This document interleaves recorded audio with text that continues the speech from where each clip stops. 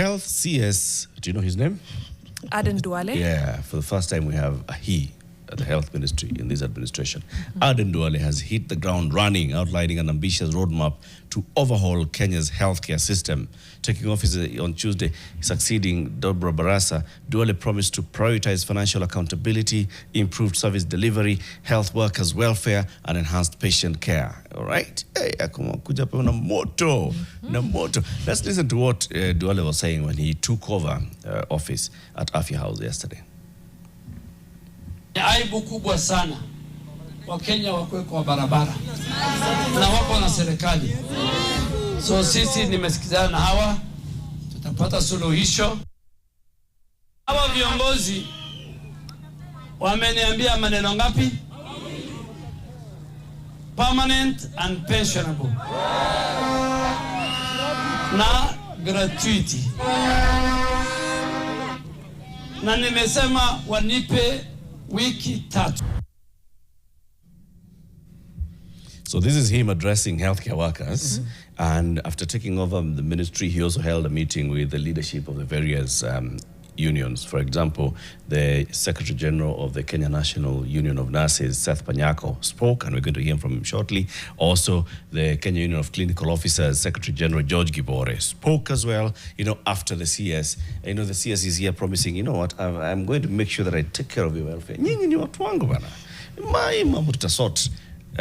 But what do the union leaders say? Let's listen to them. Seth Panyako and George Gibore.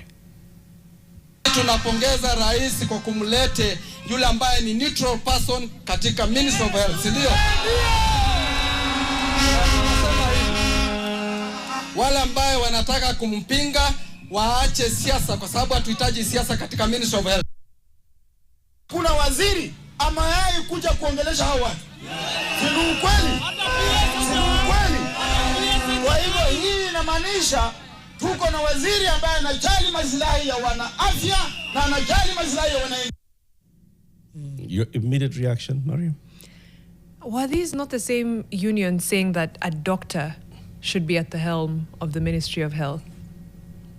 Or am I imagining things? Mostly KMPDU. It was, of course, KMPDU. But I was under the impression that other practitioners were, okay, let me not assume that they also wanted a doctor. However, okay, if they're behind Aden Duale, we see. I'm giving it a thumbs up. They've said, has any other previous CS come to address you and to speak to you and to have a conversation with you? They've said no. If that is indeed true, that's incredibly worrying. That we've gone through 3 CSs for health. Other CSs have met the leadership of unions. Buana, what are we saying? Not the leadership of unions, the unions, the people, the what? These are just the practitioners, not their leadership. How many clinical officers do we have in this country? 8,000. A